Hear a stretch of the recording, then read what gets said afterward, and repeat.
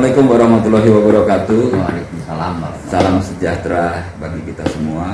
Salam Om Swastiastu, nama budaya, salam kebajikan, rahayu. Alhamdulillah pagi ini saya ketemu orang tua saya kalau buat saya. Karena beliau ini gak seangkatan dengan pembina saya, Kak Yitno Subianto. Di sini ada, kalau di dunia kepramukaan, ini adalah tokoh di tingkat Kecamatan Jatinegara. Selamat pagi, Kak Ponijan. Wah, sehat. Satu hal yang buat saya itu menggembirakan karena dulu saya juga pramuka, Kak Ponijan. Oh, iya. Tapi sekarang jiwanya masih pramuka. Jiwanya pramuka. Ini mohon maaf penampilannya kayak begini, tapi insya Allah pernah ditanya dasar Dharma Trisatya apa enggak? Kalau Trisatya mungkin udah agak ini, tapi dasar Dharma insya Allah ya 10 ya. Ya, buat pemirsa sekalian, karena di samping saya ini adalah tokoh kepramukaan di tingkat Kecamatan Jatinegara yang disebut sebagai panggilannya Kak Kuaran.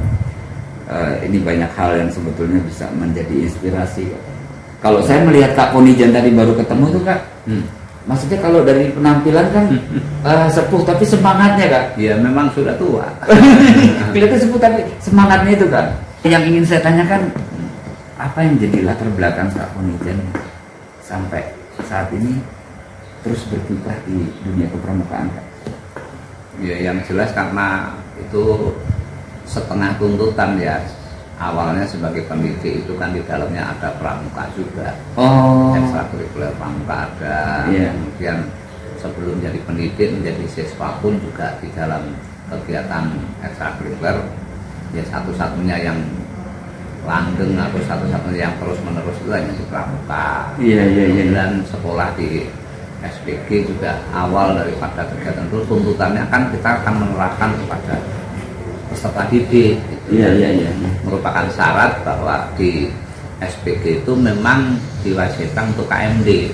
Ada program KMD sekaligus dulu namanya pengembangan. Kalau sekarang kan bukan pengembangan lagi ya, narakarya mungkin ya.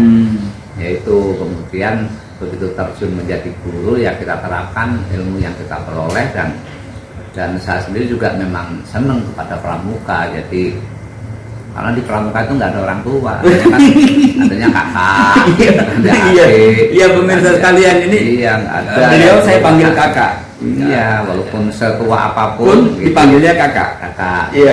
Jadi tidak pernah tua karena kakak gitu dan sebagainya. Dan itu yang menjadi ciri khas dibanding kegiatan-kegiatan organisasi yang lain ya. Karena di pramuka itu kegiatannya ya kan nyanyiannya aja walaupun bukan nyanyian wajib, tapi kan di sini senang bisa gitu.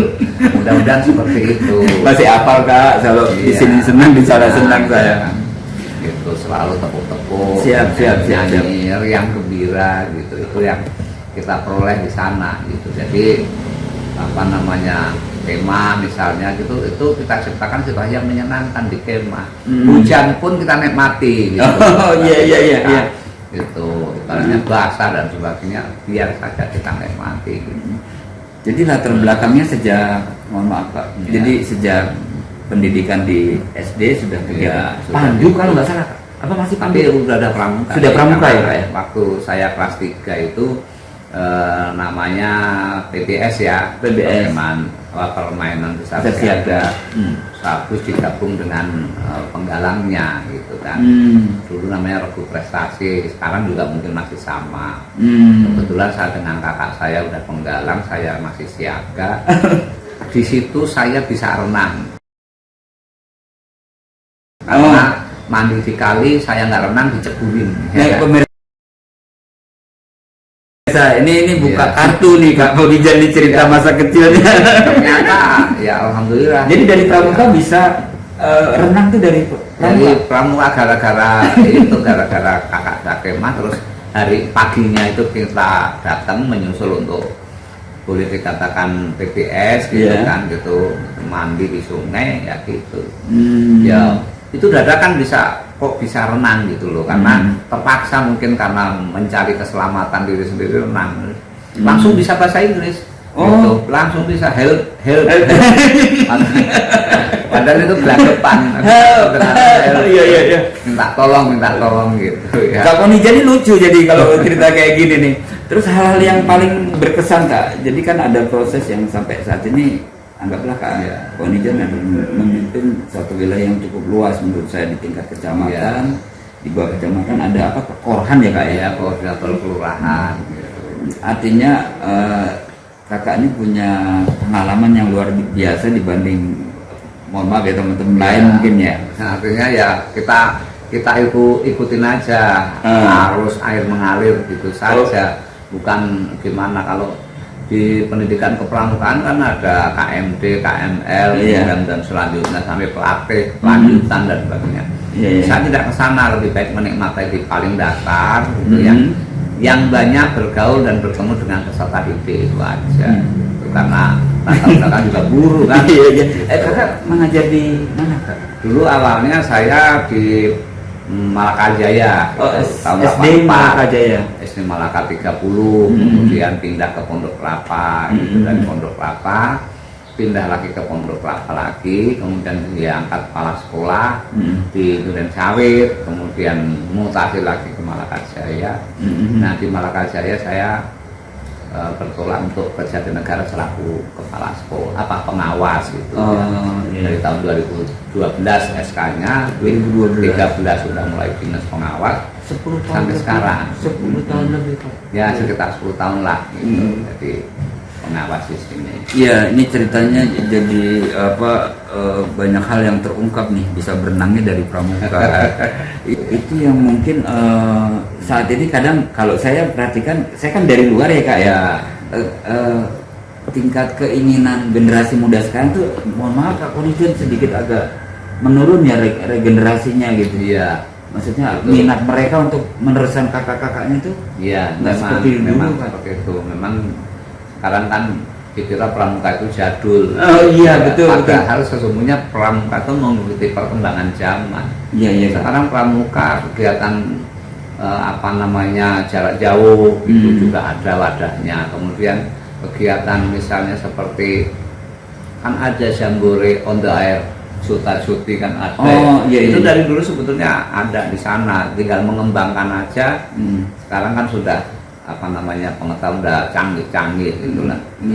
Ibaratnya belum ada namanya jambore jambore nasional secara daring itu belum ada. Tapi ya alhamdulillah sih karena COVID sudah mereda dan bahkan mungkin sekarang mudah-mudahan udah hilang. Itu mulai aktif kembali.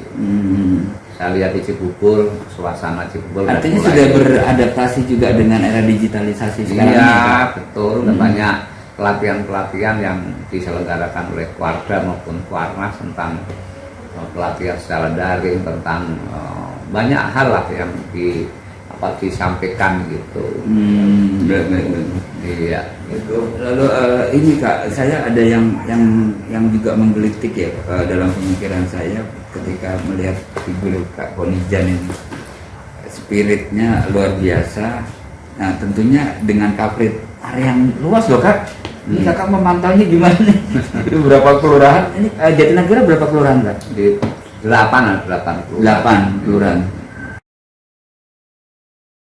Jadi sistem organisasinya rantai ini Kak ya, koordinasi dengan Korhan atau kami kan bekerja sama dengan sekolah melalui wilayah binaan.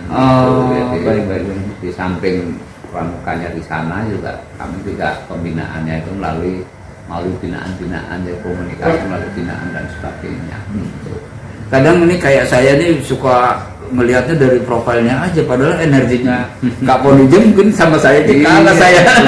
Sebetulnya ini saya sekarang kan lagi masa penyembuhan. Bagaimana? Saya udah makanya saya nggak ikut ke Cianjur. Karena memang saya membatasi diri saya untuk ruang gerak saya masih mengirit tenaga lah. Begitu. Saya sakit udah nih bulan yang ke-6, mudah-mudahan ini proses penyembuhan dan pengobatan ini tanggal 29 Desember selesai dan lulus istilahnya. Ini masih terapi begitu? Iya masih terapi gitu. Kita doakan ya Kak Ponijan lekas sembuh, sudah sehat, ya sehat begitu. Setelah dokter lulus saja. Gitu. Amin amin ya robbal alamin. Ya. Terus ada yang mau saya tanyakan Pak. Jadi kakak ini di Kuarang sudah berapa lama? Maksudnya sebagai Kak Kuarang? Saya di sini ya 1 periode kemarin, sama ini mau periode yang kedua. Oh 2 periode. Katanya suruh lanjutkan ya. Mau lanjutkan. Ya. Luar biasa. Saya hanya bisa berpikir ketika saya touch dengan beliau ini Kak Ponijan, saya mendapat satu spirit ya. Saya menganggap beliau adalah orang tua saya dan masih aktif dengan KPIP area yang cukup luas Jatinegara dengan beberapa koran di bawahnya. Mudah-mudahan yang generasi muda yang melihat tayangan ini bisa, ini loh Kak Ponijan juga masih menjadi penggiat pramuka. Saya berharap generasi muda juga bisa meniru seperti Kak Ponijan. Ya, masalahnya kan apa ya, pramuka suatu terobosan berdampingan dengan pendidikan formal ya, pendidikan formal pramuka ada, apalagi sekarang nih, sekarang kurikulum merdeka gitu.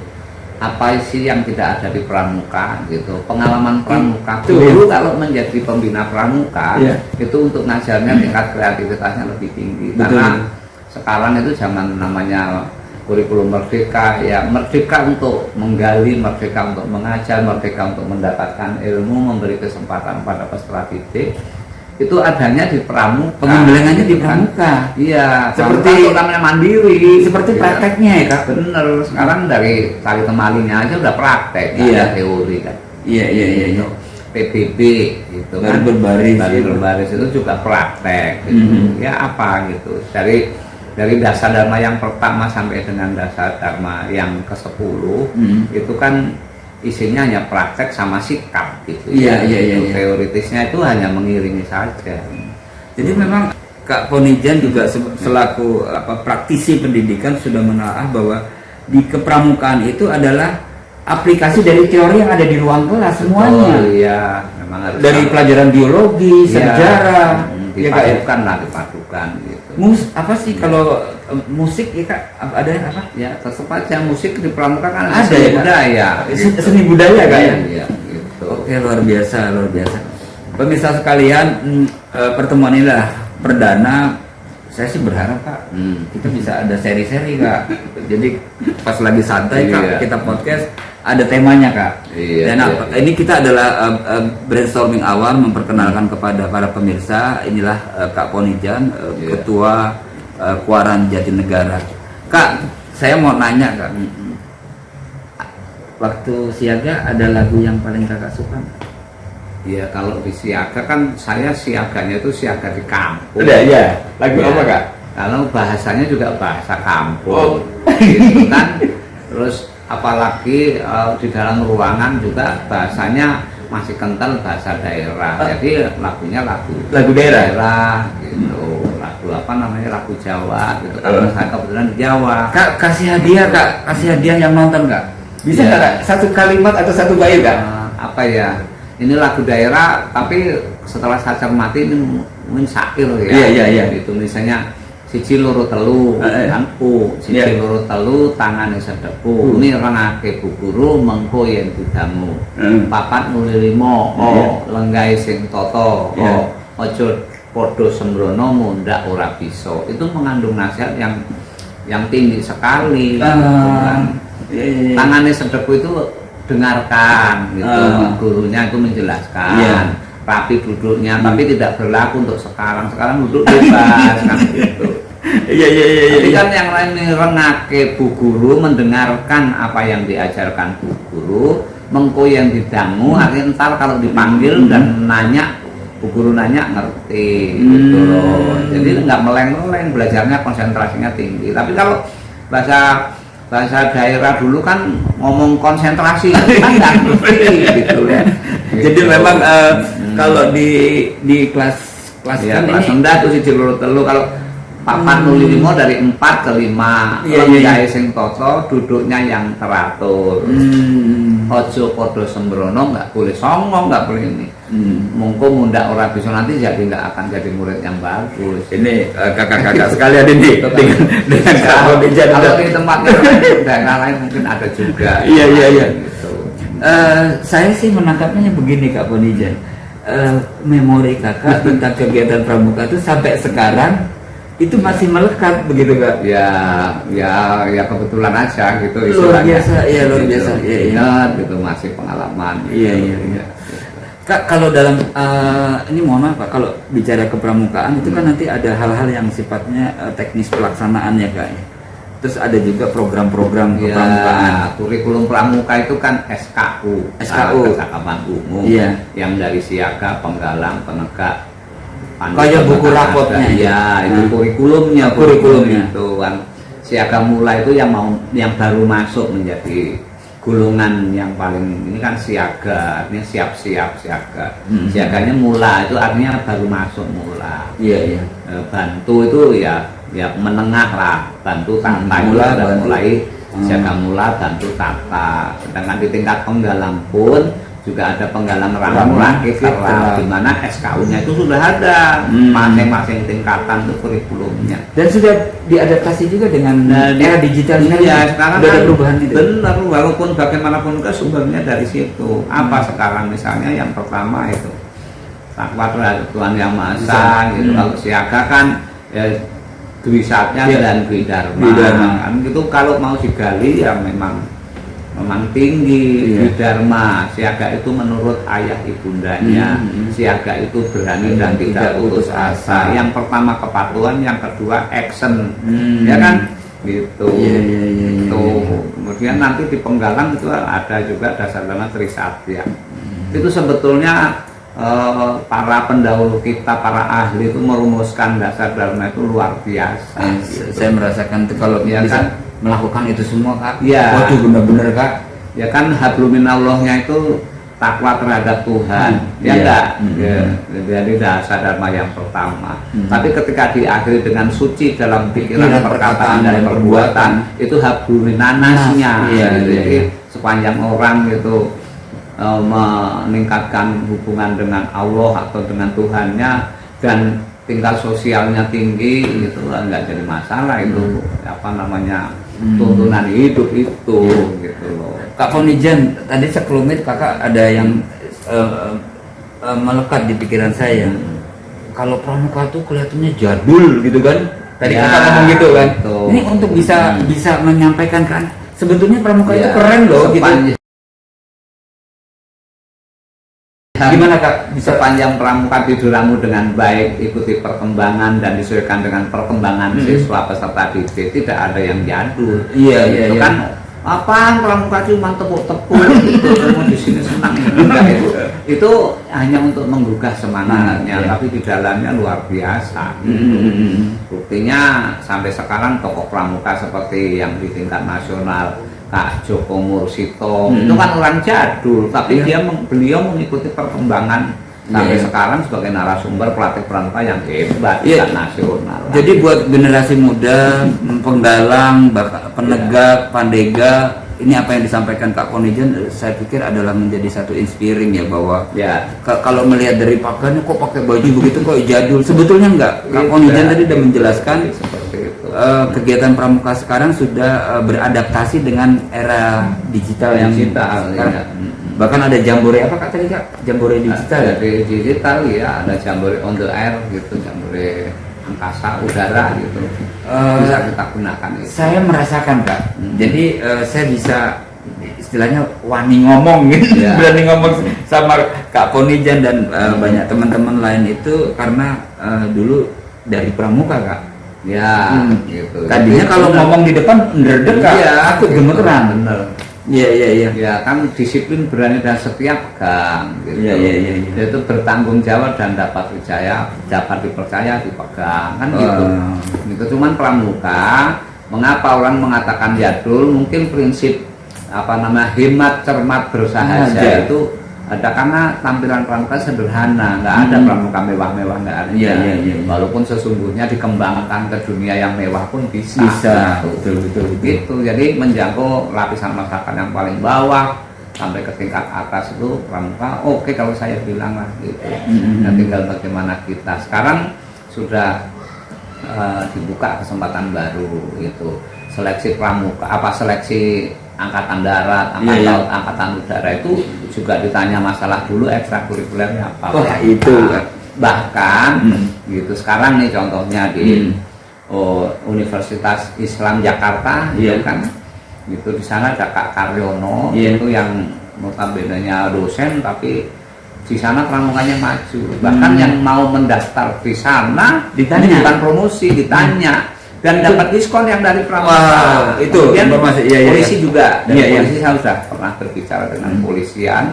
Gitu, saya akui kalau yang mendaftar di sini dari pramuka, apalagi sampai ke Saka Bayangkara, tingkat kedisiplinan, lihat berdirinya itu tegak kayak polisi. Itu loh, istilahnya molesnya nggak terlalu lama, nggak terlalu lama. Ini udah setengah matang ini. Iya, yang namanya baris berbaris udah ada dasarnya. Siap Pak. Jadi hanya mungkin belum, ya bagi mereka yang belum merasakan. Jenderal Sudirman kan dari pramuka. Betul, kan? iya.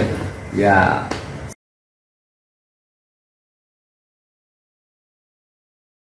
Baik pemirsa, ini obrolan santai saya dengan Kak Ponijan. Mohon maaf, sebetulnya belum ini pengen makan. Saya tadi jadi makannya ditunda. Saya terima kasih sama Kak Ponijan dan insya Allah Kak kita sering silaturahmi Kak. Walaupun saya nggak pakai seragam pramuka.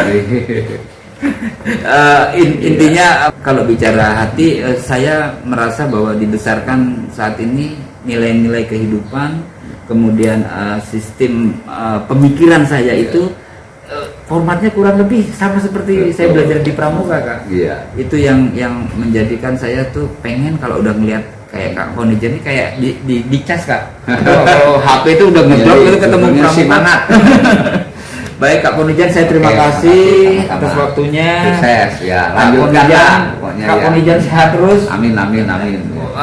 Memberi spirit yang mudah-mudahan. Amin. Oke Kak, kita kasih salam. Kak, kita tepuk pramuka boleh Kak? Boleh. Oke, tepuk pramuka. Terima kasih. Sukses. Assalamualaikum warahmatullahi wabarakatuh.